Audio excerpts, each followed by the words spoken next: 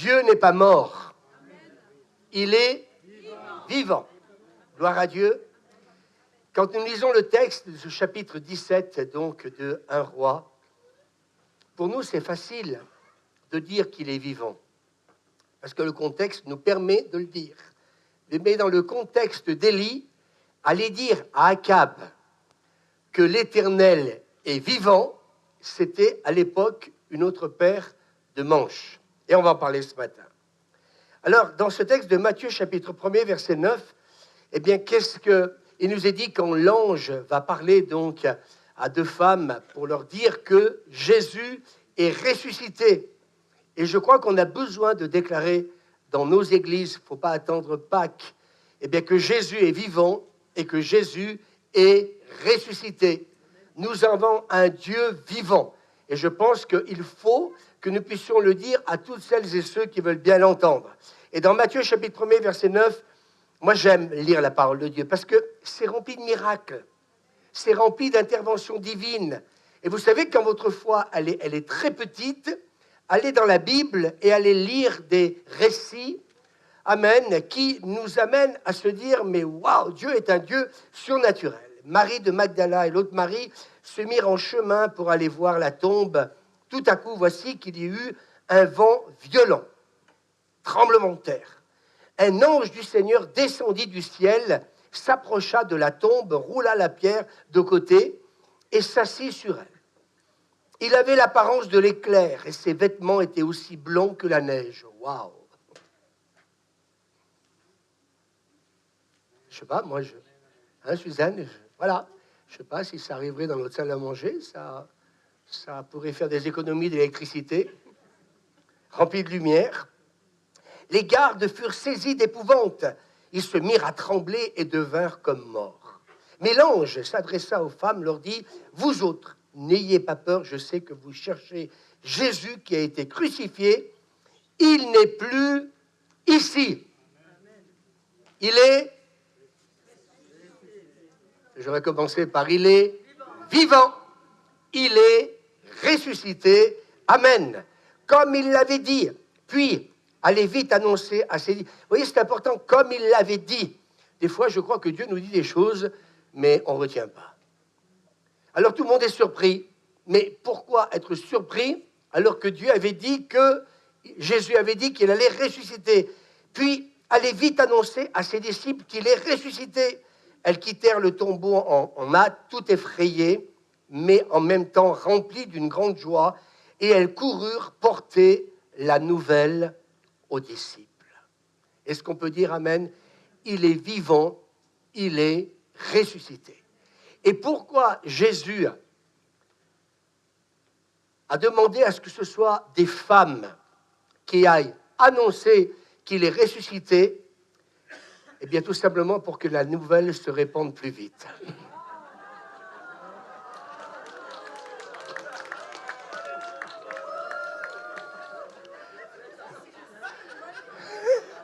Elle est bonne, Raph. Elle est excellente, voilà. Merci, j'ai un supporter avec moi. Alléluia. Dimanche passé. Eh bien, on avait vu ce texte de Colossiens, chapitre 1, verset 27. Christ en vous, l'espérance de la gloire.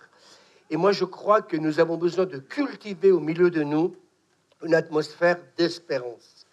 Les gens ne croient plus en rien. Les gens sont dans la désespérance et il faut que ça change. Alors, dans ce texte, Élie va dire à Akab, donc, eh bien, qu'il ne va pas y avoir de pluie, sinon à la parole que le Seigneur va lui donner.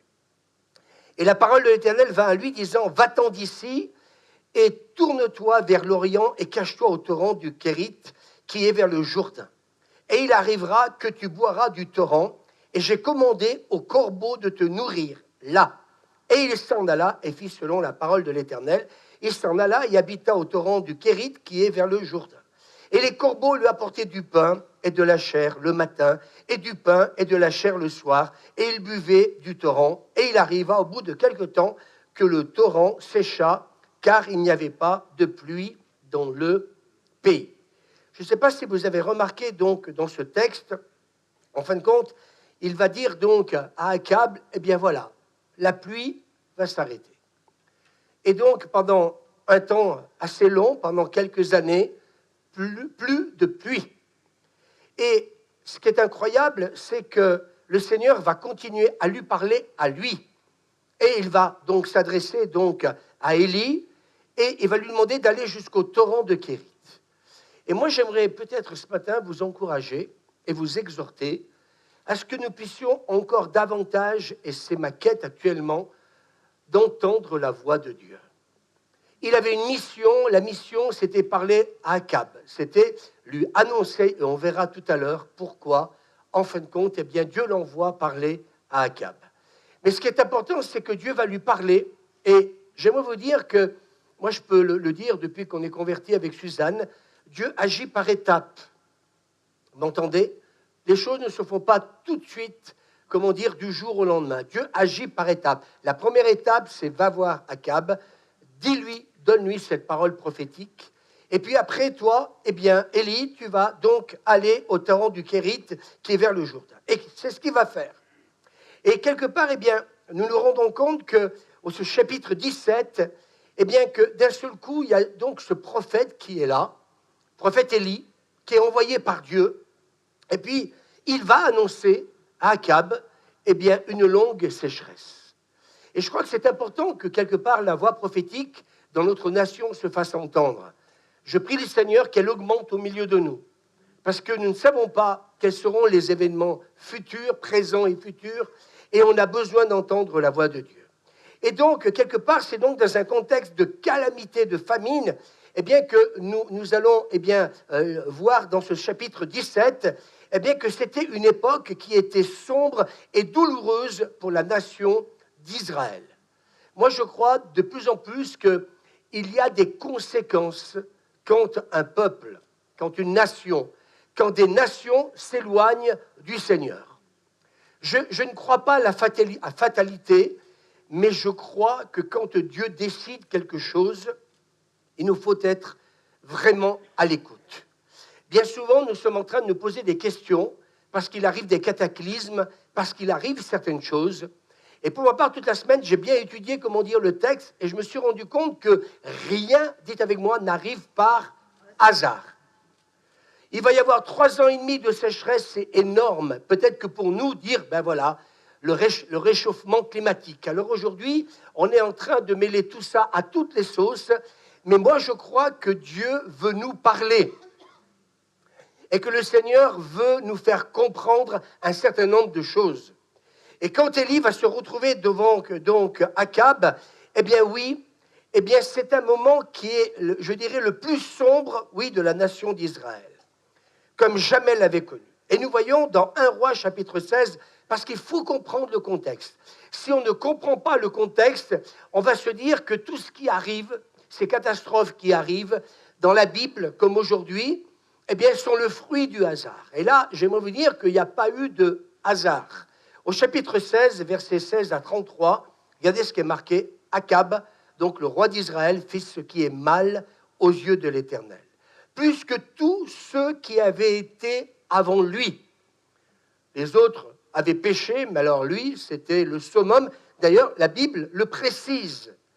Et comme si c'était pour lui peu de choses, il prit pour femme Jézabel, roi des Sidoniens, et il alla servir Baal et se prosterner devant lui. Et là, vous voyez, en fait, compte, c'est l'horreur. Il va aller jusqu'au bout de l'horreur, il va s'éloigner de Dieu, il va amener le peuple dans je dirais, le péché, mais surtout de l'éloignement de Dieu. Et puis, en fin de compte, il va faire une alliance avec une femme, en fin de compte, que Dieu ne souhaitait pas que Akab puisse avoir avec elle. Et on va voir quelque part que, et hier, quelqu'un me disait, tu sais, Louis, il faut veiller dans les alliances que nous pouvons faire. Et je crois, et tout ce matin, hier soir, le Seigneur me disait, Louis, faites attention aux alliances. J'aimerais vous dire que, eh bien, des fois, notre cœur est enclin au péché, mais parfois, l'ennemi aussi va nous envoyer des personnes pour qu'on puisse encore davantage s'enfoncer. Et là, Akab, puisqu'il s'est éloigné de Dieu, il n'a plus cette sagesse, ce discernement. J'aimerais vous dire, écoutez-moi bien, quand on s'éloigne de Dieu, on n'a plus la sagesse et le discernement, parce que l'ennemi vient, ce sont des puissances des ténèbres, des puissances de séduction, elles viennent nous aveugler. Et nous pensons que notre système de pensée est un système de pensée qui est juste. Alors je voudrais rétablir quelque chose ce matin. Je peux penser une chose que je crois être juste, mais pour qu'elle soit juste, il faut qu'elle soit conforme à la parole de Dieu. Est-ce que vous avez compris ce que je suis en train de vous dire? Dernièrement, on était dans une pastorale et on était en train de parler d'un homme de Dieu qui remettait en question un homme de Dieu extraordinaire qui est reconnu au niveau mondial, mais qui, mes amis, ne croit plus dans la Trinité. Comment peut-on en arriver là? L'ennemi est malin. Et je crois que notre sécurité, justement, c'est d'avoir des serviteurs de Dieu, c'est avoir des leaders qui veillent sur vos vies. Hébreux, au chapitre 13, nous dit au verset 17, comme nous devons en rendre compte. Et la Bible nous dit que celui qui se tient à l'écart, il fait ce qui lui plaît. Et il va même s'irriter contre tout ce qui est sage. C'est-à-dire qu'on ne peut plus rien lui dire. Alors, vous savez, j'aimerais vous dire, c'est peut-être qu'il faut qu'on réalise que si Dieu vous a donné des pasteurs, des leaders, c'est pour votre bien. C'est pour veiller sur vous. Et c'est pour se dire que nous pouvons tous, à un moment ou à un autre, il peut arriver que nous puissions nous laisser aveugler par l'adversaire, qu'on peut à un moment donné se tromper, faire des alliances, et là c'est ce que va faire donc Akab. J'aimerais vous dire qu'il est quand même roi d'Israël. Et alors, mes amis, eh bien, il va tomber dans un piège énorme, et donc il va prendre pour femme Jézabel, roi des Sidoniens, et il va servir Baal, et il va se prosterner devant lui. Alors déjà, il s'est éloigné de Dieu, il entraîne toute une nation à s'éloigner de Dieu, mais en plus, il va servir un Dieu mort. Et c'est pour cela que ce matin, nous avons chanté « Il est vivant, il est ressuscité ». Et dans la maison de Baal qu'il bâtit à Samarie, et il fit une idole en plus d'Astarté. Akab fit plus encore que tous les rois d'Israël qui avaient été avant lui pour irriter l'Éternel, le Dieu d'Israël. Je voudrais même dire que nous pouvons donc irriter notre Dieu par notre comportement. Nous pouvons irriter Dieu quand nous ne sommes plus dans ses plans et dans sa volonté. Alors, quel était le péché d'Akab? Eh bien, il a entraîné son peuple dans l'idolâtrie. Donc, ça veut dire qu'il va amener tout le peuple à adorer Baal, Astarté. J'aimerais vous dire que, vous voyez, quand il y a un aveuglement spirituel qui vient sur nos vies, on ne se rend même plus compte que nous pouvons entraîner les autres avec nous. Oui, mais ça arrive qu'aux autres. Excusez-moi, ce n'est pas n'importe qui. C'est quand même le roi d'Israël. Et j'aimerais vous dire qu'il faut qu'on soit extrêmement vigilant. Akab a non seulement désobéi à Dieu, mais il va aussi pousser tout le peuple à pécher d'une manière collective. S'il avait entraîné encore que quelques personnes, si Jézabel l'avait entraîné que lui, mais le problème, c'est que c'est pour ça qu'il faut prier pour vos leaders. Nous avons une énorme responsabilité. C'est pour cette raison que nous ne travaillons pas tout seuls.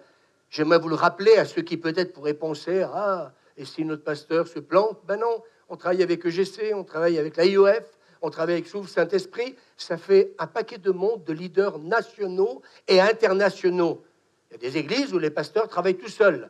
Ils n'ont même pas de responsable d'équipe pastorale dans leur église pour demander conseil. Moi, dans la pastorale de la semaine passée, quand j'ai dit que nous avions 4 réunions par mois de 7h à 23h, 23h30, bien souvent, les pasteurs m'ont regardé et m'ont dit « Ah oui, autant que ça ?» Ben oui, autant que ça.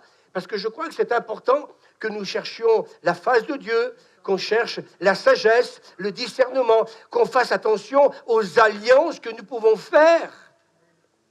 Est-ce que le peuple peut dire Amen? Alors, si je peux vous dire ça pour vous rassurer, comme ça, au moins, bien, vous pourrez quelque part comprendre que nous ne sommes pas des papes et des sous-papes, mais que nous aimons aussi nous soumettre et être en autorité aussi avec d'autres qui nous conseillent, qui nous donnent, aussi de la sagesse. Mais Jézabel, donc, avec l'approbation d'Akab, et c'est ça qui est terrible, c'est que cette femme va entraîner son mari dans tout ce qu'en fin de compte, elle est en train de produire pour séduire donc son mari donc, et le peuple. Et donc, ce qui est terrible, c'est qu'au travers de cette femme, eh bien, ils vont chercher à éradiquer le culte du vrai Dieu en Israël. Et c'est important, quand vous lisez le texte, vous vous rendez compte, donc, ce que va faire donc Akab est quelque chose de terrible. Et donc, Akab a adopté le dieu païen de sa femme, Jézabel, c'est-à-dire Baal et Astarté. Et c'est quand même terrible qu'une église qui peut vivre dans la louange et dans l'adoration à Dieu, si elle ne veille pas, elle peut aussi être entraînée eh bien, dans l'idolâtrie. Et moi, je le vois aujourd'hui, on peut le voir bien souvent, quand certains ministères arrivent dans certains lieux, d'un seul coup, ça court de partout.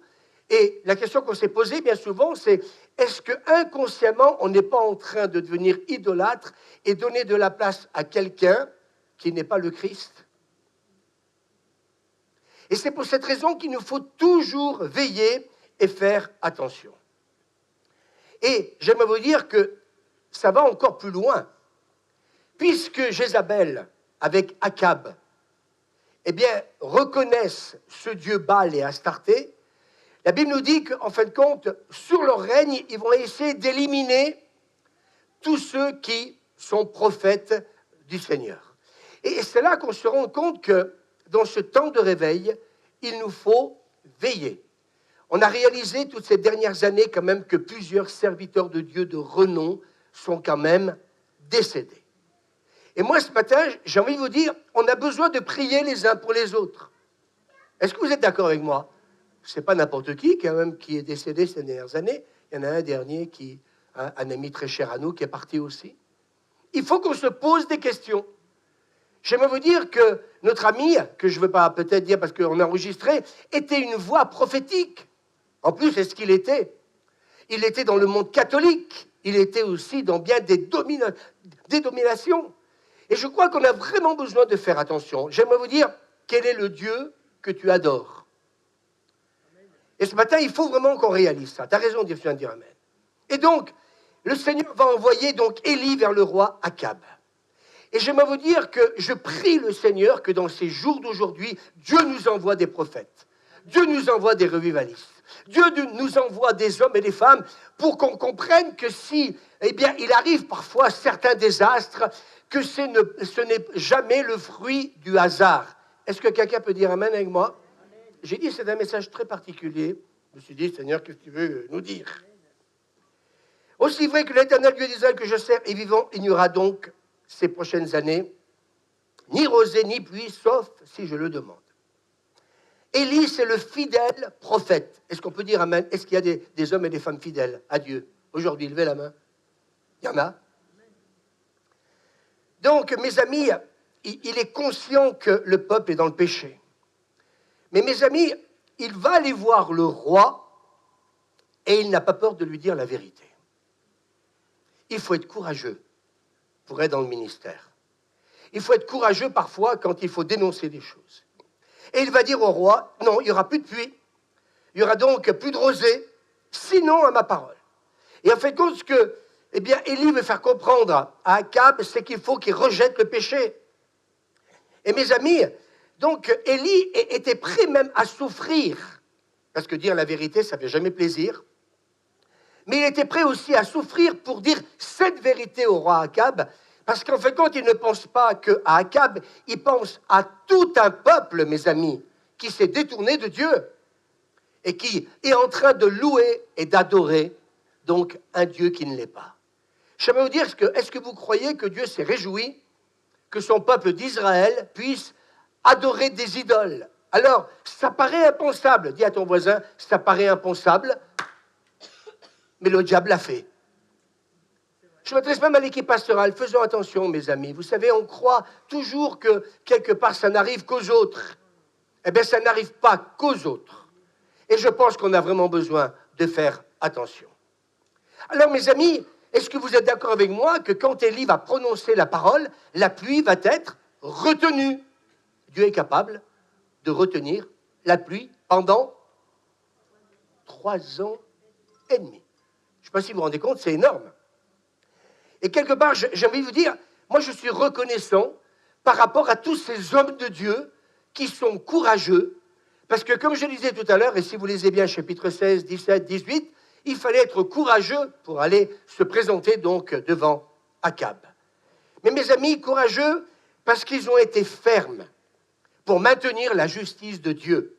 Et on va lire ce texte, on fait une grande lecture dans Hébreux, chapitre 11, et si Jean-Frédéric peut me mettre, ce serait gentil. Hébreux, chapitre 11, du verset 32 à 37. Que dirais-je encore? Le temps me manquerait pour parler en détail de Gédéon, de Barak, de Samson, de Jephthé, de David, de Samuel et des prophètes. Grâce à la foi, ils ont remporté la victoire sur des royaumes, exercé la justice, obtenu la réalisation des promesses. On peut dire amen. Obtenu la réalisation des promesses. Fermé la gueule des lions.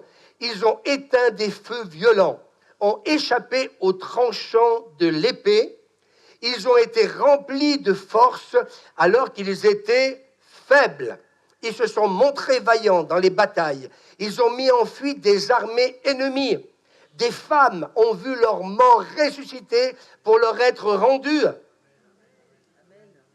Vous y croyez? Moi, quand je lis la Bible, je crois à tout ce que je lis. Amen. D'autres, en revanche, vous voyez, ça c'est tous ceux qui ont vécu des choses glorieuses. Mais la suite nous dit que d'autres, en revanche, ont été torturés. Ils ont refusé d'être délivrés. Waouh! Devant la torture. Ils ont refusé d'être délivrés afin d'obtenir ce qui est meilleur, la résurrection. En fait, il faut nous focaliser sur notre résurrection aujourd'hui. Non, il n'y a pas qui dit amen. Ben oui, parce qu'un jour, on va ressusciter, oui ou non? Moi, je crois même qu'on va peut-être même pas connaître la mort. Dès qu'on meurt, tac, on prend l'ascenseur, direct au ciel. Moi, je dis toujours, on passe de la mort à la vie. Jésus est resté 3 jours, mais nous, on passe de la mort à la vie. D'autres encore ont enduré les moqueries, le fouet, ainsi que les chaînes et la prison. Certains ont été lapidés, d'autres ont été torturés, sciés en deux, ou mis à mort par l'épée. D'autres ont mené une vie errante, vêtus de peau de mouton ou de chèvre, dénués de tout, persécutés et maltraités. C'est difficile de dire amen, là. Hein? Parler de résurrection, c'est facile. Parler de fermer la gueule des lions, c'est facile. Mais là, on voit que ces hommes, pour moi, ont fait une réelle rencontre avec Dieu. Moi, quand j'ai lu ça, on ne peut pas venir derrière un pupitre et puis prêcher ça, dire « Amen ». Reste humble. Restons humbles. Et si quelqu'un veut se lever pour dire « Amen », fais attention, parce que Pierre, il a dit « Amen », et puis il s'est payé la honte quand on a voulu, quelque part, eh bien, l'emmener avec Jésus peut-être à une crucifixion certaine. Moi, je crois que c'est de ma relation avec mon Dieu au quotidien qui va me permettre, dans différentes circonstances, de réagir en bien ou en mal. Est-ce qu'on est d'accord? Mais peut-être que je ne le sais pas toujours comment je pourrais réagir. Et c'est parce qu'on ne sait pas comment on peut réagir que nous avons besoin d'être vigilants. Tout à l'heure, je disais, comment Akab a-t-il pu se faire séduire par Jézabel? Ben parce que sa marche avec Dieu n'était pas totale, elle n'était pas entière. Et c'est à partir du moment où, justement, nous sommes entre deux eaux, qu'à un moment donné, eh bien, le danger va arriver. Mais, mes amis, j'aimerais vous dire ce matin, eh bien, Élie va parler, et quelque part, eh bien, parce qu'il va, avec autorité, déclarer ces choses, la pluie ne va plus tomber. Il savait que Dieu allait retenir la pluie. Mais, mes amis, sa foi devait être mise à l'épreuve, même la foi d'Élie. Et donc, mes amis, la sécheresse, elle apporte toujours un manque.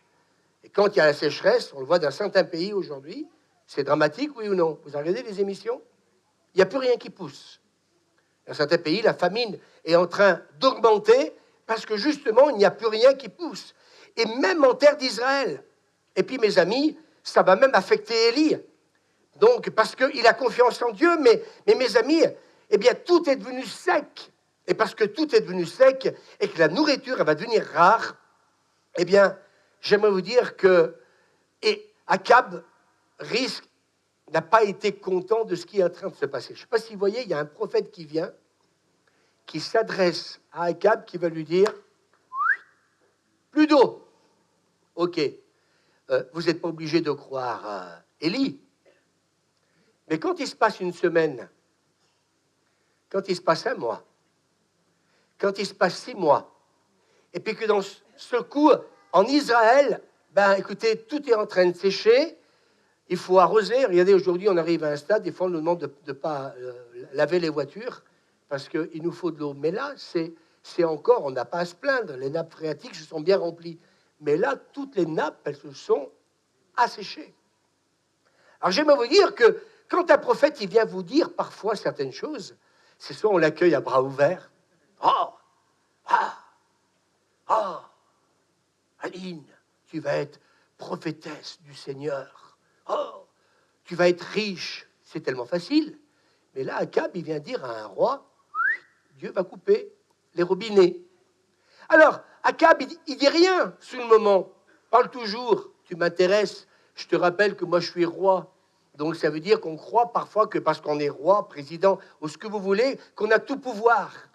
Et au bout de 6 mois, quand justement ça commence à sécher, au bout d'1 an, quand le peuple commence peut-être à se poser des questions, et puis que là, la nourriture, le stock de nourriture commence à diminuer, et que celui qui avait un jardin, qui c'est qui a un jardin?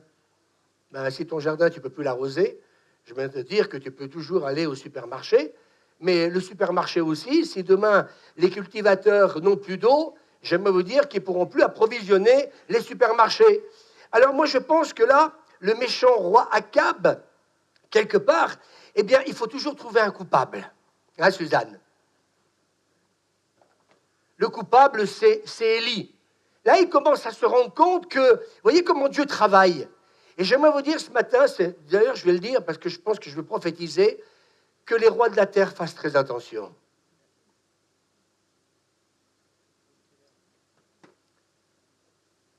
Qu'on fasse très attention dans tout ce qui est en train de se passer.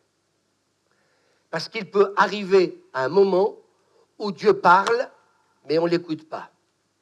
Mais les circonstances vont faire que la parole que Élie a adressée à Akab est une parole qui vient du ciel. Et là, Akab, il ne va plus commencer à faire le malin. La vraie question, c'est pourquoi il en est là, lui, avec tout le peuple. Alors, je voudrais vous dire quelque chose ce matin. J'ai dit, c'est un message très particulier. On est toujours en train d'accuser Dieu parce qu'à un moment donné, on n'est pas guéri. On accuse Dieu parce qu'on n'a pas telle ou telle bénédiction. Et moi, je me suis posé la question aujourd'hui, quel est le plus important? Car ce matin, nous étions à côté, que j'ai été visité avec Suzanne par le Saint-Esprit. Oh, non pas d'une manière pour trembler, tomber, tout ce que vous voulez. C'était simplement sentir sa présence qui, des pieds à la tête, de la tête aux pieds, vous inonde. Il n'y a que Dieu qui est capable de remplir un réservoir. Et j'étais tellement plein. Et je me dis, mais en fait, le plus important, je voudrais dire aujourd'hui à chacun d'entre vous, c'est veiller dans votre marche avec Dieu. Est-ce que Dieu est le premier dans votre vie? Et quand à un moment ou à un autre, quelque chose ne nous est pas accordé, c'est peut-être le moment de se poser la question, est-ce que je suis vraiment dans une marche totale avec mon Dieu ou superficielle? Waouh, mais qu'est-ce qu'il veut nous dire ce matin, le pasteur? Il faut se poser des questions. Akab, il fait le malin, il rejette la parole d'Élie, mais le temps va jouer en faveur de la parole de Dieu, et non pas en faveur de Akab et de tout le peuple. Et moi, je crois, Suzanne, que nous sommes arrivés dans un temps où je crois qu'on verra les vrais adorateurs et ceux qui, mes amis, en fin de compte, eh bien, savent, parce qu'il est quand même roi d'Israël, que Dieu est vivant. Mais si Élie lui rappelle, c'est parce qu'il l'a oublié, parce qu'il s'est tourné vers donc des idoles. Et je voudrais dire ce matin à l'église, qui a des idoles dans sa vie? Les idoles, ça peut être beaucoup de choses. Je ne vais pas mettre quelque chose derrière parce qu'on va toujours croire que j'en ai, comment dire, contre la famille. J'ai envie de vous dire, l'idolâtrie est bien plus subtile parce que l'idolâtrie, c'est mes amis, c'est que plein de choses dans nos vies prennent la place de Dieu. Le dimanche matin, il est au Seigneur. Il est à personne d'autre. Ce matin, quand j'ai reçu l'histoire de Marie et comment dire de Marthe, ce que Dieu voulait nous dire ce matin, c'est qu'il y a un temps pour toutes choses. Ne va pas te plaindre si demain tu es à burn-out parce que tu travailles le dimanche. Ne va pas te plaindre si tu fais trop, tu en fais trop. L'idolâtrie, mes amis, c'est quelque chose qui, en fin de compte, nous amène à adorer un autre Dieu, mettez le nom que vous voulez derrière, que celui qui est le vrai Dieu que Élie va professer. Et j'aimerais vous dire qu'avec Suzanne, depuis le début, on n'a pas attendu d'être pasteur pour être fidèle aux réunions de prière et au culte. J'aimerais vous dire peut-être qu'à certains dans l'église, d'aller voir un peu votre famille et parlez-leur un peu que leur place, elle est ici. Moi, je me suis toujours battu dans la maladie, dans l'église. Est-ce qu'on peut dire amen un peu? Vous voulez que je vous dérange? Je vais vous déranger ce matin. Parce que le Saint-Esprit veut nous déranger en ce moment. Est-ce que Dieu a la première place, réellement? Est-ce que nous pensons que ce matin, votre pasteur est en train de prêcher sur Akab et sur Élie parce qu'il n'avait rien d'autre à prêcher? J'ai passé une semaine, demandé à Suzanne le temps que j'ai passé hier, mais j'ai dit, Seigneur, je veux que tu me parles, je veux que tu nous parles. Et ce matin, quand on a vécu ce moment d'adoration, je me suis dit, mais elle est où ta place? Ta place, elle est dans l'église.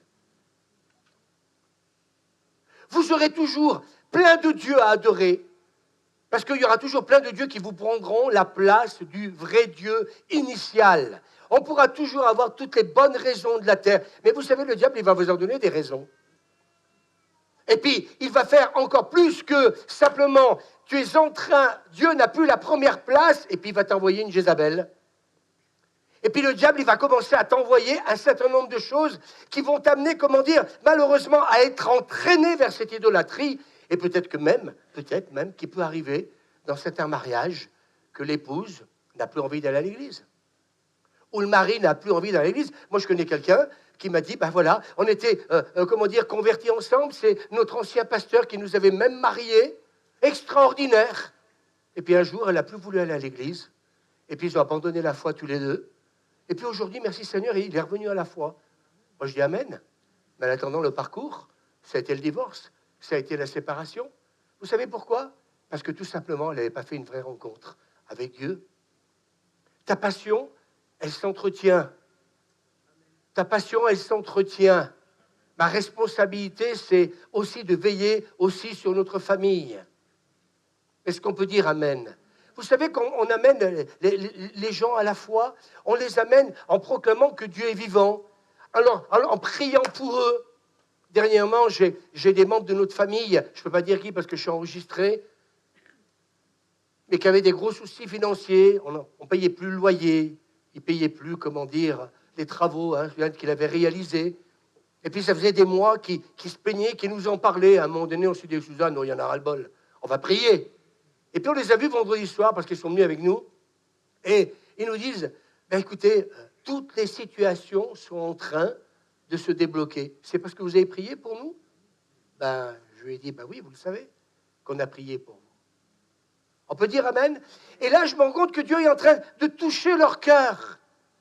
Parce que je suis pasteur? Non. Parce que nous déclarons que Dieu est vivant. Amen. Jennifer avait un souci un peu ces derniers temps, moins de clients, etc. Elle nous en parle il y a 15 jours de ça, et puis on a prié, elle est débordée cette semaine, tout l'agenda rempli, la semaine prochaine rempli, elle est obligée de refuser des clients, 2. Ce matin, elle est là. Et nous l'exhortons, c'est notre responsabilité, à lui dire la vérité. Pas simplement, je prie pour toi. J'aurais pu dire à ma fille, on prie pour toi pour que tu aies... Non, c'est tu pries avec nous. Est-ce qu'on peut dire Amen? Vous savez, j'aimerais vous dire, si Akab n'est pas dérangé, j'aimerais vous dire, il ne reviendra jamais à Dieu. Si l'Église n'est pas dérangée, si nous ne sommes pas dérangés, Raphaël dit Amen, on ne reviendra jamais à l'Église. Si un pasteur ne vous dit pas la vérité, ce matin, Dieu ne sera jamais le premier dans ta vie. Et il ne faudra pas grand-chose pour qu'un jour, et bien d'un seul coup, comme ce couple, et bien d'un seul coup, on ne vient plus à l'église. Vous savez, pour moi, je vais être franc avec vous, quand on me dit, ah tiens, cette personne ne vient plus, aller dans toutes les églises, c'est dans toutes les églises qu'il y a des gens, mes amis, qui donc sont dans l'apostasie, l'abandon de la foi. Relisez votre Bible un peu. Tous m'ont abandonné, va dire Paul. Tous. Il parle de qui? Des inconvertis, il parle des chrétiens. Vous savez pourquoi? Parce que Dieu n'est plus au centre. Et j'aimerais vous dire que pour ma part, vous savez, des fois les gens me disent « Ah Louis, bon sang, mais avec Suzanne, vraiment, mais parce qu'on aime Dieu, parce que je sais que s'il n'était pas vivant, ressuscité, je serais mort à 19 ans aujourd'hui. Je serais peut-être mort de mon cancer. La maladie de Lyme m'aurait emporté. J'aimerais vous dire, moi je dois tout au Seigneur. Mais j'aimerais vous dire une chose, le diable va nous mettre des embûches, des obstacles, et on aura toujours les bonnes raisons pour dire « Écoutez, excusez-moi, mais moi j'en ai vu certains qui se sont battus quand ils ont été malades, quand ils ont vécu des choses difficiles. On peut enseigner ça aussi aux autres. On peut aussi leur dire que dans l'épreuve, dans la maladie, il faut se battre. Moi, je n'ai jamais gagné un combat, vous savez, en restant à la maison. Jamais. Est-ce qu'on peut dire un peu amen, un peu? Je vous dérange? Eh bien, changez de pasteur. Il faut que quelque part on réalise que l'idolâtrie, on ne devient pas idolâtre comme ça. À un moment donné, c'est un certain nombre de choses qui va commencer à prendre de la place. C'est sournois. C'est très sournois. Comment ça se fait que cette femme est arrivée dans la vie d'Akab? Tiens, c'est sournois. Jézabel, elle arrive. Et elle va séduire. Et d'ailleurs, c'est ce que dit l'apôtre Jean. Si, c'est le livre de Jean, je ne me souviens plus exactement, tant pis, pas grave. Eh bien, c'est même séduire mes serviteurs. Je crois que c'est l'Apocalypse. C'est que, en fait, elle va même essayer de séduire mes serviteurs. Je ne parle pas des païens. Je parle de responsables et de leaders d'église. On ne joue pas avec l'ennemi. Mais vous savez, plutôt de se dire, oula, il faut prier pour que Dieu me discernement. Non. Aime Dieu. Quand tu es fatigué, eh bien, moi aussi je suis fatigué, lève-toi, va à la prière, viens dans la présence de Dieu. Des fois, j'entends les gens qui disent « Ah oui, c'est vrai, ah, tu as raison, pasteur, tu m'as dit la vérité, je vais me remettre en question. » Et puis d'un seul coup, on ne les voit pas. On se dit « Mais ça veut dire quoi? Que c'est des promesses en l'air. » Tu as envie d'être léger, tu as envie d'être superficiel dans ta vie chrétienne? Moi, je n'ai pas envie de l'être. Et mes amis, on va lire quelle est la cause de cette sécheresse. Parce qu'il y a toujours une cause à effet dans ce qui arrive. Aujourd'hui, excusez-moi, mais on voudrait que notre pays soit un pays où coule le lait et le miel. Ça ne peut pas être un pays où coule le lait et le miel. Non, non, non, tout est bien, tout est parfait. Oh, vous avez le courage de me parler? Tout est beau, c'est magnifique. Il y a des lois extraordinaires qui se sont mises en place. Ah, on pourrait offrir même un culte, non plus à Dieu, hein.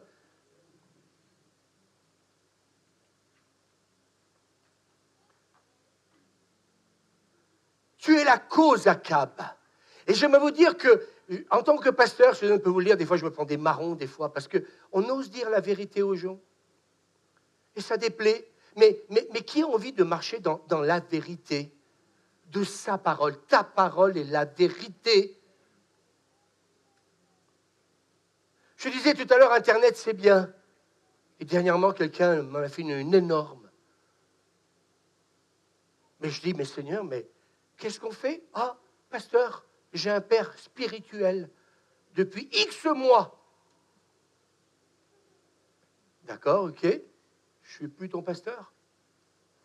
Le premier ministre, c'est que la personne est venue remplie de démons jusqu'à là. Il a fallu qu'on vive avec plusieurs responsables une délivrance qui nous a choqués, tellement elle était virulente. Et l'apôtre Paul, à un moment donné, va mettre en garde une certaine église. Vous avez plusieurs maîtres. On ne peut pas avoir plusieurs maîtres. Ayez pas plusieurs maîtres, parce que... Et la question que je me suis posée quand on nous a annoncé que cette personne était dans ces choses-là, la première chose que j'ai demandé au Seigneur, mais pourquoi, il y a quelque temps en arrière, elle n'a pas de démons, et qu'aujourd'hui, elle a des démons? Pourquoi, en fin de compte, avant, il y avait de l'eau, et puis qu'après, Dieu arrête les robinets? Pourquoi avant, elle était remplie du Saint-Esprit, et puis maintenant, elle est... Et j'ai posé la question au Seigneur comme Élie, il faut que tu me montres ce que c'est. Quand on a vu l'activité démoniaque, et que le diable s'est dévoilé quand la personne nous dit « mais ça fait déjà plus d'un an que j'ai un maître sur ma vie, et qu'en fait, quand je n'écoute que lui, alors là, mes amis, c'est le début de la chute. Hein. Après, on nous dit « oh, on ne voit plus certaines personnes dans l'église, quelques-unes, comme ça arrive de partout. » Ben, posez-vous les questions, arrêtez plutôt de dire ça, arrêtons d'être imbéciles. C'est l'apostasie, Dieu en parle, l'abandon de la foi. Mais aujourd'hui, les esprits séducteurs, relisez un peu vos épîtres. L'épître de Paul à Timothée dit « il y aura des esprits séducteurs qui pourraient même séduire, même les. » Alors, il faut toujours trouver la faute. C'est la faute des pasteurs, c'est la faute des responsables qui font passer leur boulot. Non, c'est pas qu'on ne fait pas notre boulot, c'est qu'on ne nous écoute pas. Alors que le livre des Hébreux nous dit « obéissez à vos conducteurs, vos responsables, car ils veillent sur vous. » Alors, qu'est-ce qu'on va faire par rapport à cette situation? Plus rien. Il n'y a plus rien à faire. Malheureusement, comme dit Suzanne, elle a son maître qu'elle le garde bien. La seule différence, que ici, il n'y avait pas de démon dans sa vie. Aujourd'hui, il y en a un paquet. Pour assurer que ceux qui étaient avec moi pour la délivrance, on a passé un très sale quart d'heure.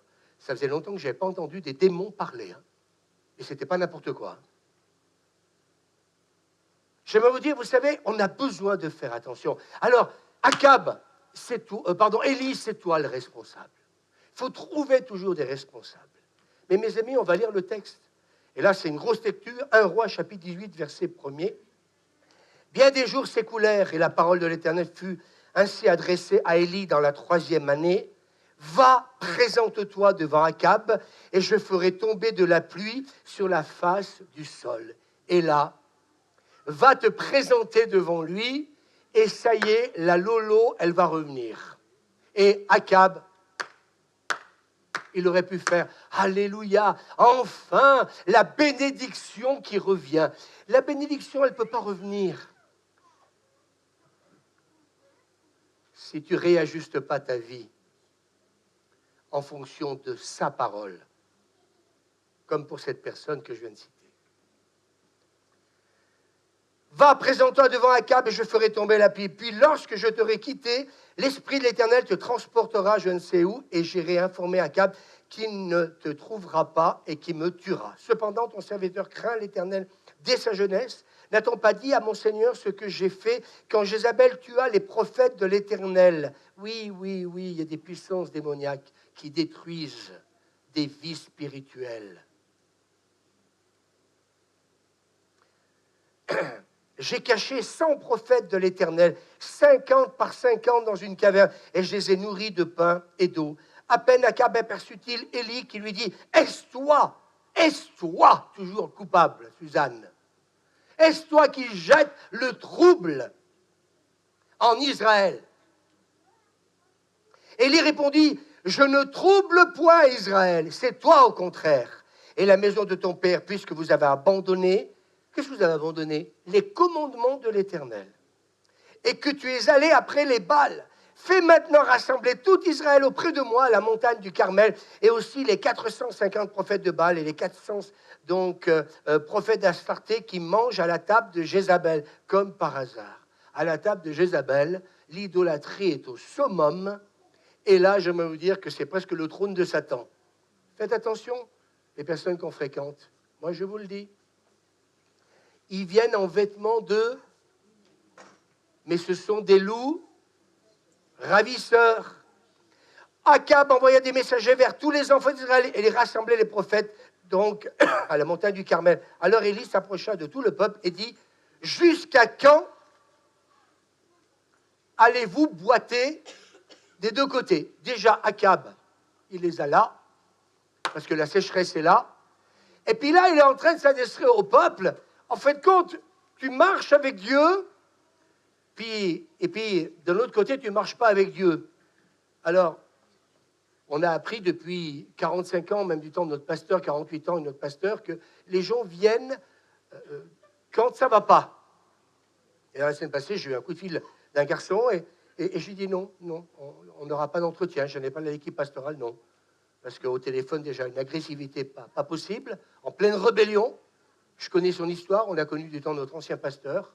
C'est un garçon qui aujourd'hui est toujours pas dans une église, toujours pas Dieu, mais simplement donc me raconter sa vie. Moi, sa vie, je la connais par cœur, sauf que c'est un garçon qui, depuis 15 ans, ne prend pas de décision.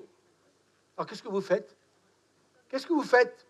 Oh ben moi, non, pasteur, vous manquez de compassion. Non, c'est pas qu'on manque de compassion, c'est que quand les gens sont habités, non pas de Dieu, mais d'autre chose, eh bien, vous n'avez pas envie de prendre un coup de couteau ou comment dire, avoir des problèmes avec quelqu'un qui ne veut pas suivre les commandements du Seigneur. Est-ce que vous êtes d'accord avec moi? Faites attention, mes amis, le sentimentalisme, ça ne joue pas. Donc, si l'Éternel est Dieu, allez après lui, si c'est Baal, allez après lui. Le peuple ne lui répondit rien. Oui, il est courageux, Élie. Tu veux suivre Baal. Ce matin, on n'est pas une secte. Hein. Moi, je ne vais pas vous obliger à venir à l'église, hein, Suzanne. On ne va pas vous obliger à marcher avec Dieu si vous n'avez pas envie. Si vous voulez marcher à cloche-pied, marchez à cloche-pied. C'est votre droit. Mais attention, parce que les robinets peuvent se fermer aussi. Hein. Vous voulez, je dis ce matin, dans ce que j'ai vécu à côté, je vais être franc avec vous, je m'adresse à vous de manière sérieuse. On ne joue pas avec le Seigneur. S'il est Dieu, il est ton Seigneur. Et il doit avoir la première place. Alors regardez, Élie dit, je suis resté seul des prophètes de l'Éternel. Il y a 450 prophètes de Baal, puis invoquez le nom de votre Dieu. Et moi, j'invoquerai le nom de l'Éternel. Il est vivant. Il est vivant. C'est ce qu'il va dire à Akab dès qu'il va le voir. Son Dieu est vivant. C'est bien, ils prirent le taureau qu'on leur donna, le préparèrent et ils invoquèrent le nom de Baal depuis le matin jusqu'à midi en disant « Baal, réponds-nous ». Mais le Premier ministre, c'est que tu vois, Suzanne, dans tout ce que je suis en train de vous partager ce matin, quand on est dans l'idolâtrie, on peut prier, hein. Mais quel Dieu tu pries?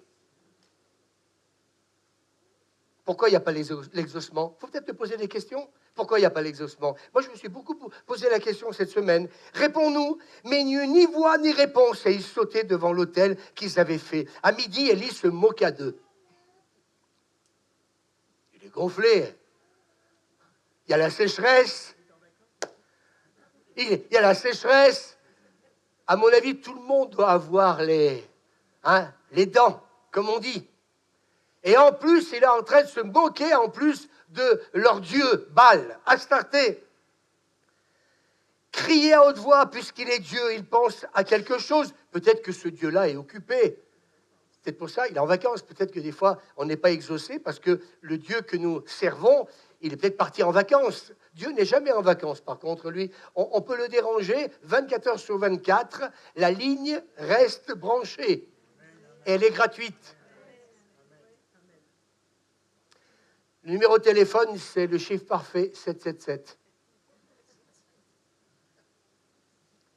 Peut-être qu'il dort, il se réveillera. Lorsque midi fut passé, ils prophétisèrent jusqu'au moment de la présentation de l'offrande. Vous vous rendez compte? Ils prophétisèrent.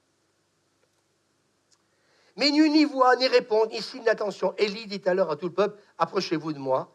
Tout le peuple s'approcha de lui, et Élie rétablit l'autel de l'Éternel qui avait été renversé. Vous voyez, la première des choses qu'il faut, faire quand on revient au Seigneur, c'est de renverser toutes les idoles de nos vies, tout ce qui prend la première place. S'il faudrait faire un appel, il faudrait faire un appel maintenant. Tu as une idole dans ta vie? Moi, si j'étais toi, je pense que je me lèverais et je dirais au Seigneur, cette idole, bien souvent, elle m'empêche de venir à l'église.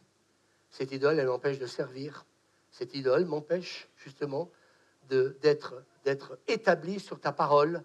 Bien que je pose des questions, au moment de la présentation de l'offrande, Élie, le prophète, s'avança et dit, Éternel, Dieu d'Abraham, d'Isaac et d'Israël, que l'on sache aujourd'hui que tu es Dieu en Israël, que l'on sache dans ce pays de France que Dieu est Dieu en France. On peut dire Amen? Que je suis ton serviteur et que j'ai fait toutes ces choses par ta parole. Non, mais il faut être quand même courageux.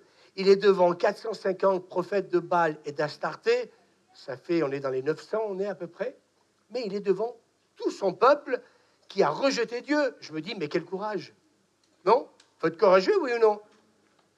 J'ai fait toutes ces choses, écoutez-moi bien, parce qu'un jour, j'ai décidé de provoquer ces puissances démoniaques. Non. Il dit, j'ai fait ça sur ta parole. D'où l'importance de bien écouter, on peut dire Amen, la voix de Dieu. Réponds-moi, Éternel, réponds-moi afin que ce peuple reconnaisse que c'est toi, Éternel, qui est Dieu, et que c'est toi qui ramène, c'est toi. Moi, je ne peux pas le faire. Les rétrogrades, je ne peux pas, moi. Je ne peux pas. Il y a des moments, il n'y a que Dieu qui peut ramener quelqu'un. Mais que c'est toi qui ramènes. Tout ce peuple qui marche à cloche-pied, il n'y a que toi qui peux le ramener à l'Éternel. Sur ta parole, c'est toi qui peux. On peut le prophétiser, c'est toi qui peux ramener ma famille, mon mari, mes enfants, etc. Il n'y a que toi qui peux le faire. Afin que ce peuple, c'est toi, que c'est toi qu'ils reconnaissent que c'est toi, Éternel, qui est Dieu. C'est toi qui ramène leur cœur. Et le feu de l'Éternel tomba. Et il consuma l'holocauste, le bois, les pierres et la terre. Il absorba l'eau qui était dans le fossé. Et quand tout le peuple vit cela, ils tombèrent sur leur visage et dirent, c'est l'Éternel qui est Dieu. C'est l'Éternel qui est Dieu. Et Élie dit à Akab, monte, mange et bois, car il se fait un bruit qui annonce la pluie. À la 7e fois, il dit, voici un petit nuage qui s'élève de la mer et qui est comme la paume de la main d'un homme. Élie dit, monte et dit à Akab, attelle et descend afin que la pluie ne t'arrête pas. En peu de temps, le ciel s'obscurcit par les nuages, le vent s'établit et il y eut une forte pluie. Akab monta sur son char et partit pour Jezreel.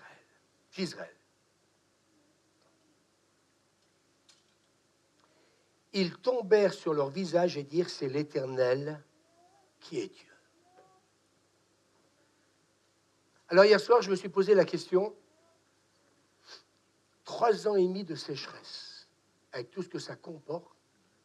On verra le week-end prochain de quelle manière Dieu va nourrir donc Élie, les étapes aussi, pour pas que lui aussi meure de faim et de soif. Mais c'est parce que le peuple va revenir au Seigneur que la pluie va revenir.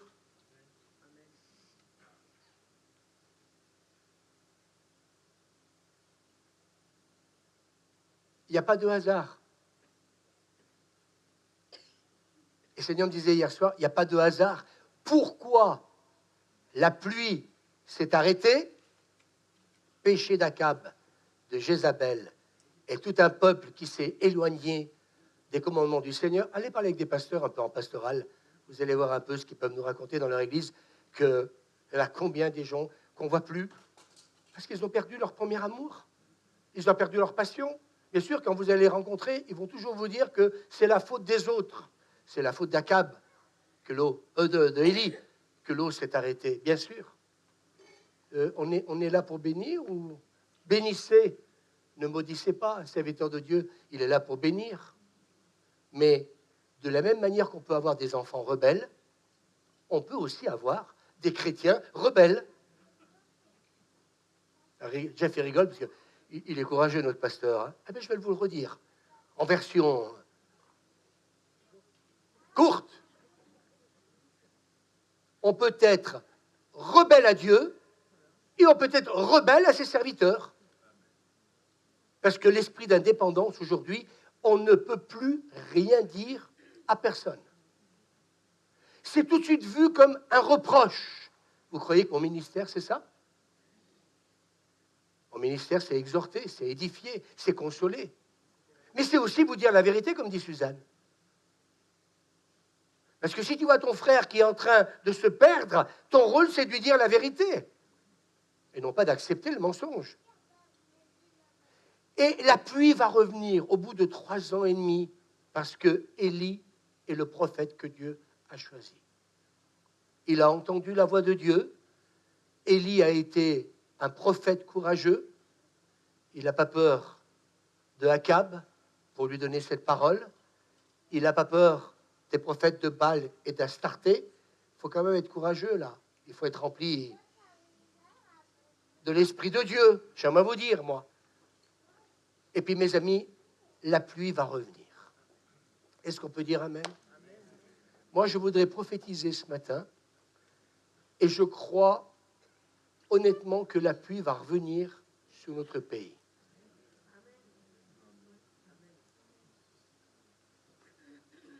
Dimanche prochain, je reprendrai quelque chose qui est très important par rapport à Baal et Astarté, parce qu'il y a le Dieu du feu et il y a le Dieu de la pluie. Très intéressant, Suzanne. C'est pour ça que Dieu ne se révèle pas dans un premier temps. Je vais le dire, c'est tellement beau. C'est pour ça que dans un premier temps, Dieu ne se révèle pas par la pluie, il se révèle par le feu. Et qu'est-ce qui est marqué quand le feu tomba? Le peuple va dire, c'est l'Éternel qui est Dieu. Après, c'est la pluie. Alors moi, je crois à un retour de la pluie. On croit à un retour du réveil. Mais j'aimerais vous dire que quand les pasteurs nous ont dit à Agen que le jugement va commencer par la maison de Dieu, il ne faut peut-être pas prendre ça à la légère. 15 jours avant, une Américaine nous dit ça en visio. Donc ça veut dire que ce message que je voudrais vous apporter ce matin, il est sincère. Je vous ai donné 2 exemples. D'autres pasteurs ont pu vous en donner d'autres. Mais l'idolâtrie, c'est quelque chose de bien plus subtil qu'on peut le penser et l'imaginer. Ça peut être ton Dieu, ça peut être l'argent. On ne peut pas servir 2 maîtres à la fois. Le dimanche matin, quand tu n'es pas là, tu sers qui? Tu sers Dieu ou l'argent? Je crois que les choix sont nécessaires. Parce que si nous ne faisons pas les bons choix, vous aurez toujours un cœur idolâtre. Il y aura toujours quelque chose qui se mettra en travers de vos vies. Et en plus, ce qui est terrible, Suzanne, c'est que certains vont dire, mais c'est justifié, pasteur. Allez le dire à Dieu, pas à moi.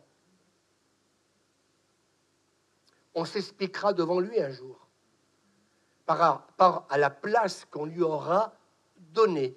Je ne veux pas, avec Suzanne, passer à côté du réveil. La présence de Dieu, hier matin, était très forte. Dommage que tu n'aies pas été là. C'était très, très fort ce matin. J'aimerais te dire une chose, c'est où tu veux une vie en dents de scie, et ne te plains pas quand les robinets sont fermés, ou alors vis dans cette présence de Dieu qui fait que quand tu viens, ce n'est pas l'envie de prêcher qui te fait venir à l'église, tu viens parce que tu as envie d'apporter ta louange et ton adoration à Dieu, parce que tout simplement, j'ai cherché, dit la Sulamite, celui que mon cœur aime. Je l'ai cherché et je l'ai trouvé. Je l'ai cherché. Mais est-ce que tu le cherches? Ou de temps en temps? Et j'aimerais vous dire une chose, j'ai dit à l'équipe pastorale, je ne vais plus perdre mon temps. Si quelque part, eh bien, il faut être là pour exhorter tous les jours des gens à venir à l'église un dimanche matin, je crois qu'on n'a pas compris le principe de la conversion. Vous pourrez faire toutes les formations baptême de la vie. Vous pourrez faire tous les enseignements des disciples de la vie. Je vous l'ai dit, les pasteurs disent aujourd'hui, nos chrétiens sont dans l'obésité spirituelle avec tous ces enseignements qu'on entend. Mais vous savez, pour moi, il y a une chose qui est importante. C'est ce que je dis tout à l'heure par rapport à Élie. Il y a l'obéissance à Dieu. Et puis il y a cet esprit d'indépendance qui m'anime et qui fait que tout ce qui peut venir d'un prophète Élie, je ne veux pas l'entendre parce que je me marie avec qui je veux. Je vais à l'église quand je veux. J'observe ses commandements quand je veux. Je pardonne quand je veux. C'est pas quand tu veux. C'est quand lui te demande de mettre ta vie en règle avec lui et avec les autres. On dit avec Suzanne, vous pourrez faire venir tous les grands ministères du monde entier prêcher sur le pardon.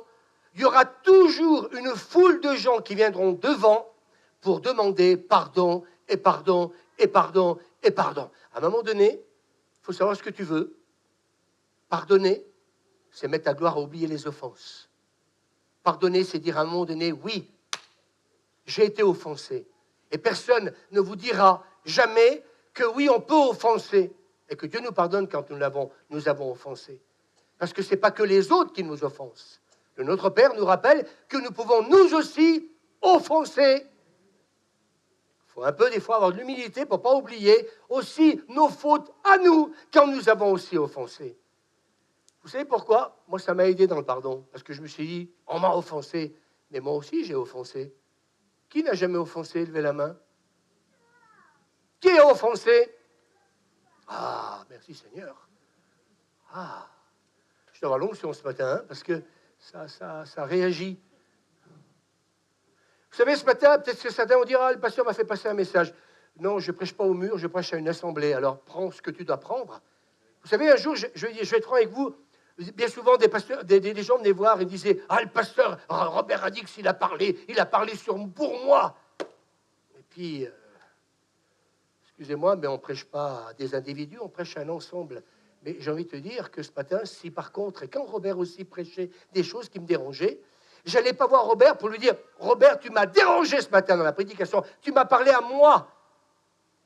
Et en fait, quand j'étais en train de me dire, si ça m'a dérangé, c'est que parce que peut-être que le Robert Radix était dans la vérité et que moi, ça m'a dérangé.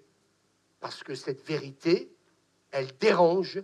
Le jour que la vérité ne te dérangera plus, si dans tout ce que j'ai partagé ce matin, si ça te fait ni chaud ni froid, les robinets, au bout d'un moment, ils se ferment. Au bout d'un moment, c'est quand le peuple est revenu à Dieu, le reste a suivi. Pour Élie, ça n'a pas été une mince affaire parce que Jézabel, on le verra plus tard, ne va pas être contente. Parce que chaque fois que vous avez un homme de Dieu comme Louis Lombardo qui est courageux pour vous dire la vérité, je sais très très bien que Jézabel n'est pas contente. Mais mes amis, c'est Dieu qui appelle. Et j'aimerais vous dire que le départ d'Élie, ça a été un départ extraordinaire. Il est parti dans un char de feu. Est-ce qu'on peut dire Amen? À un moment donné, il a eu peur de Jézabel, il a eu peur de tout ça. Mais vous savez, Dieu reste maître de nos vies. Et il saura toujours nous garder de toutes les Jézabels de la terre. Est-ce qu'on peut dire Amen? Parce que Dieu est grand et puissant. Alors on va terminer ces moments. Et ce matin, on a mis un chant qu'on n'avait pas remis depuis que le monde est monde. Et on va le mettre sur le vidéoprojecteur. Et j'aimerais peut-être que, vous voyez, plutôt de faire un appel, que certains puissent penser que j'ai fait des reproches. J'aimerais vous dire que j'aimerais vraiment peut-être que ce matin, ce soit toi qui... Vous voyez ce que dit Paul? Examinez-vous vous-même pour savoir si vous êtes dans la foi. Examinez-vous vous-même. J'aimerais que chacun d'entre nous, moi je me mets dedans aussi, on puisse s'examiner. Arrêtons d'avaler tous les mensonges de la terre et de donner toujours des raisons aux autres de ne pas marcher avec Dieu. Vous êtes en train de les perdre pour certains. Moi, si j'étais vous, je ferais très, très, très attention. Et je pense que vraiment, c'est peut-être le moment ce matin de se dire, ma spiritualité, oui, je peux être prophète, je peux donner des paroles à des Akab, mais j'aimerais vous dire une chose, ce qui est important, c'est que Élie est un prophète de Dieu parce qu'il marche avec son Dieu. J'aimerais vous dire, on en a rencontré des hommes et des femmes de Dieu et qui aujourd'hui ne sont plus dans l'appel et dans le ministère. Ils avaient un super appel, une super onction. Et dans tout ce qu'on nous a cité à Agen, j'aimerais vous dire que ce sont des ministères internationaux que tout le monde s'arrache. Aujourd'hui, plus personne n'en veut. Faites attention aux alliances. Faites attention à observer les commandements du Seigneur. Faites attention, quelle place donnez-vous à votre Dieu? Dans ce réveil qui vient, Suzanne, il va y avoir deux choses. Le feu va venir purifier l'Église. Je parle par le Saint-Esprit. Hein. Regarde pas ton voisin à côté. Hein. Il va venir purifier l'Église. Et puis l'Église qui sera purifiée, qui aura compris qu'il n'y a qu'un seul Dieu, que c'est l'Éternel qui est Dieu, l'appui va arriver. Avec tout ce que ça comporte de réveil et de bénédiction. Nous le voyons avec Suzanne tous les jours. On voit cette faveur sur nos vies. On nous honore comme jamais on nous a honorés. Vendredi soir, nous étions donc à la salle des fêtes, il y avait un concert. Et on nous a, demandé de venir devant. Ils voulaient nous honorer en tant que pasteur. On a refusé. On est resté au fond de la salle. On a dit, laissez ça pour les autres. Je vais vous dire une chose, l'honneur ne vient pas parce que tu as un titre, c'est quand Dieu t'honore. Il te bénit. Et en fin de compte, tu ne peux pas un jour marcher avec Dieu et un jour tu prends la décision de ne pas marcher avec Dieu. Faites attention, le feu arrive. Faites attention, la pluie arrive. Mais le robinet s'ouvrira, non pas pour des gens parfaits, mais des gens qui seront capables, comme le peuple donc, d'Israël, de se remettre en question quand un homme de Dieu, Suzanne, aura le courage de vous dire la vérité et quand nous accepterons que le Saint-Esprit vienne nous convaincre de... Je crois que c'est là, Suzanne. Je sais pas, avec cette oreille-là, je n'ai pas bien entendu. Peut-être que celle-là, peut-être avec celle-là, je vais peut-être mieux entendre. Convaincra de... Je reviens sur cette oreille-là. Convaincra de... Vous savez, vous pouvez rire. Hein? Peut-être que ce matin, certains diront, il m'a fait passer un message. Je ne prêche jamais au mur. Mais faites très attention. Parce que je crois que les temps qui arrivent, ça va être des temps où moi je crois qu'il va y avoir une intervention de Dieu. Des robinets vont se fermer, même dans des églises. Écoutez-moi bien, parce qu'on en a parlé. Vous savez pourquoi? Parce que j'ai dit dimanche passé.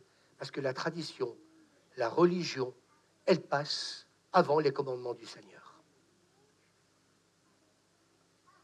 Vous savez, j'aime bien regarder Suzanne parce que quand je dis pas de bêtises, elle me regarde et je vois qu'elle acquiesce. Quand elle acquiesce, je ne vais pas prendre un savon à la maison. Mais elle a raison de me dire amen. Parce que ce matin, c'est qu'est-ce que tu veux? Moi, je veux pas la fumée, je veux le feu. Je veux pas quelques gouttes, on veut la pluie. Alors, on va mettre ce chant, Jean-Fred. Il est prêt. Et ce chant qui dit « À l'agneau de Dieu, soit... » Moi, j'ai envie de rajouter « toute la gloire. » Et alors que nous allons mettre ce chant, je ne vais pas faire un appel tout de suite. Vous vous lèverez si vous voulez. Mais si dans votre cœur, vous vous dites ce que j'ai entendu ce matin, allez, pour lui faire plaisir, c'est juste.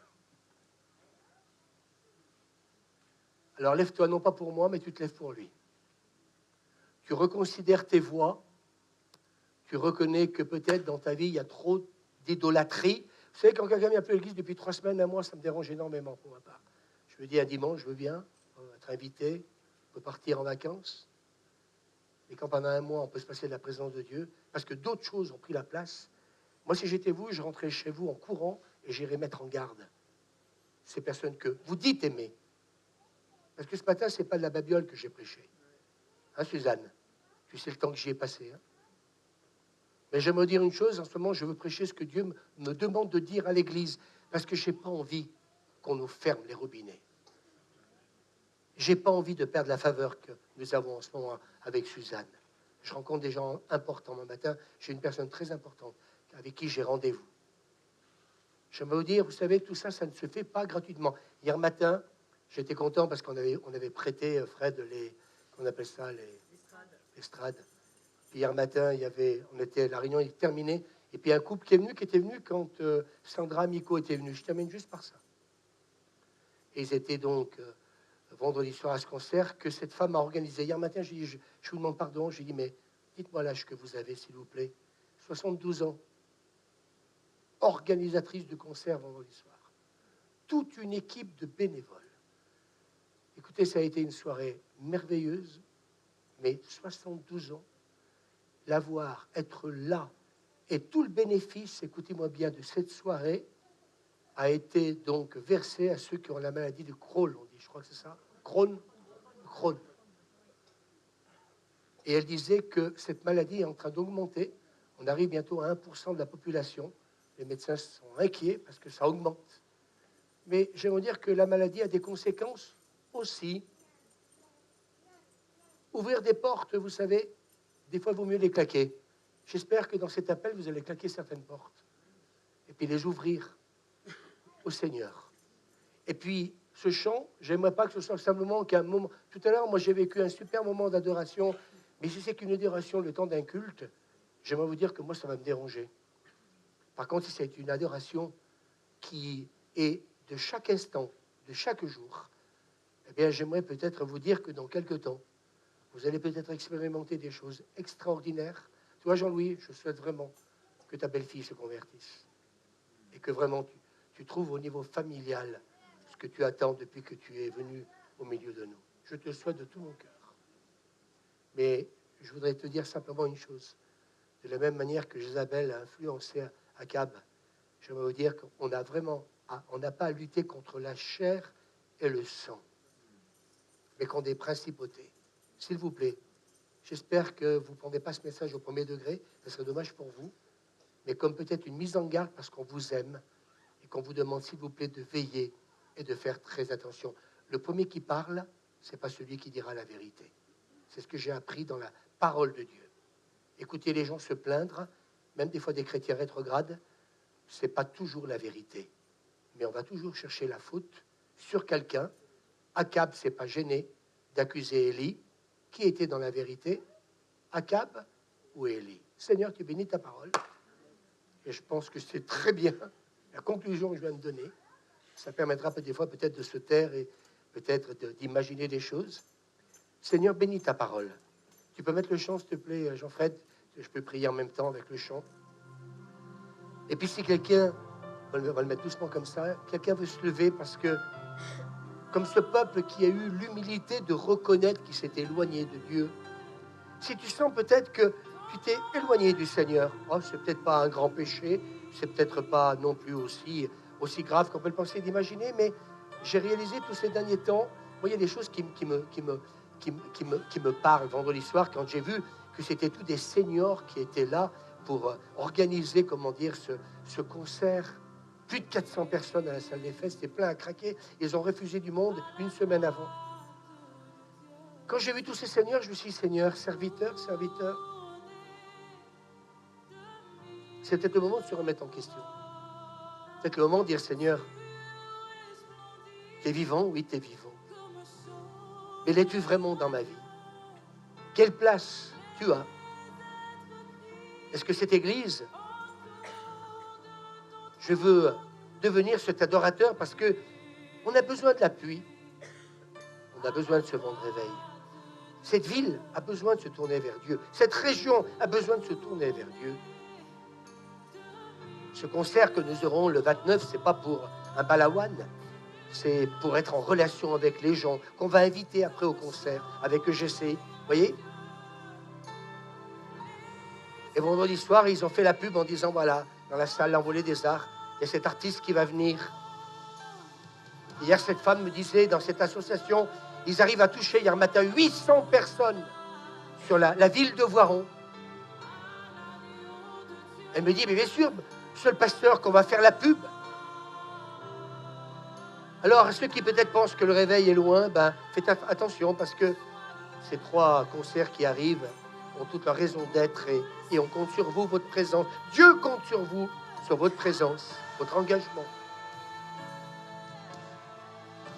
On peut monter le son maintenant. Si quelqu'un veut se lever ce matin, parce que tu t'es reconnu. Voilà, on peut monter encore un peu. Si tu veux chanter à l'agneau de Dieu, tu peux te lever.